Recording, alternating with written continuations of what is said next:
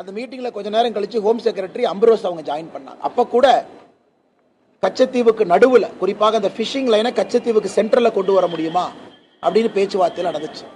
ஆனா கடைசியாக கருணாநிதி அவர்கள் கச்சத்தீவு காங்கிரஸ் அரசு இலங்கைக்கு கொடுப்பதில் சம்மதம் தெரிவித்தது மட்டுமில்ல, சின்ன விதமாக நான் போராட்டம் நடத்திக்கிறேன், இதை நான் லோக்கல்ல ஹேண்டில் பண்ணிக்கிறேன், இதை பொலிட்டிக்கல் இஷ்யூ வரும்பொழுது நான் பார்த்துக்கிறேன், அந்த அளவுக்கு கருணாநிதி அவர்கள் அன்னைக்கு வெளியுறவுத்துறை செயலாளர் திரு கேவல் சிங் அவர்கள்ட்ட பேசியிருக்காங்க.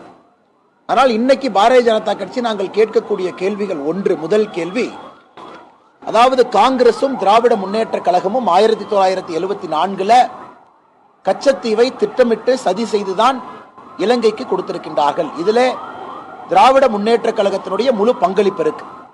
இன்னைக்கு வெளியுறவுத்துறை அமைச்சர் திரு ஜெய்சங்கர் அவர்கள் சொன்னது போல 21 முறை தமிழகத்தினுடைய முதலமைச்சர் நாடகத்திற்காக கடிதம் எழுதுறாங்க, கச்சத்தீவை மீட்டு தாருங்கள், கச்சத்தீவை மீட்டு தாருங்கள் என்று. அன்னைக்கு தமிழகத்தினுடைய முதலமைச்சர் கலைஞர் கருணாநிதி அவர்கள் கச்சத்தீவு கொடுப்பதற்கு சம்பந்தம் இல்லை என்று சொல்லி இருந்தால் கச்சத்தீவு மத்திய அரசு கொடுப்பதற்கு வாய்ப்பே இல்லை, கொடுத்திருக்க மாட்டாங்க.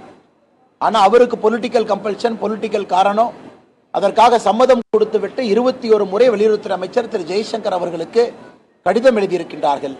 இது எங்களுடைய முதல் கேள்வி. அப்பனா உங்களுடைய பங்களிப்புல இருந்திருக்கு. இன்னைக்கு தமிழகத்தினுடைய மீனவ சொந்தங்கள், குறிப்பாக ராமநாதபுரம் பகுதியில் கச்சத்தீவு கொடுத்த பிறகு இந்தியாவினுடைய ஜியோகிராபிக்கல் பவுண்டரி எல்லை சுருங்கி இருக்கிறது. அதற்கு காரணம் மாபெரும் துரோகம் செய்தது காங்கிரசும் திராவிட முன்னேற்ற கழகமும். இரண்டாவது, காங்கிரஸ் திமுக இருவரும் எப்பொழுதெல்லாம் சேருகின்றார்களோ அப்பொழுதெல்லாம் இந்தியாவுடைய பகுதி ஏதாவது கொடுக்கப்பட்டிருக்கும்.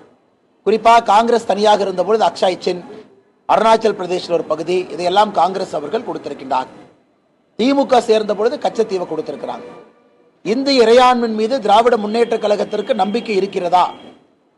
ஆனால் நம்முடைய மீனவர்கள் இன்டர்நேஷனல் பார்டருக்கு பக்கத்தில் போனாவே இலங்கை நேவி அவங்க கைது பண்றாங்க. இதற்கெல்லாம் ஒரு பெர்மனன்ட் சொல்யூஷன் என்பது கச்சத்தீவு திரும்ப நம்முடைய நாட்டு கைக்கு வர வேண்டும்.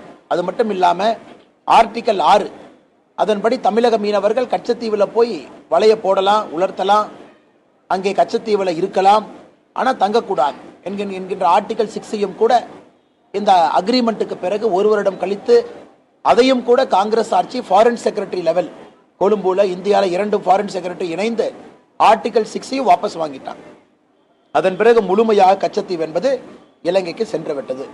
ஆனால் இன்றைக்கு எங்களுடைய நோக்கம் திராவிட முன்னேற்ற கழகத்தினுடைய போலி முகத்திரையை மக்கள் மன்றத்திலே அம்பலப்படுத்த வேண்டும்.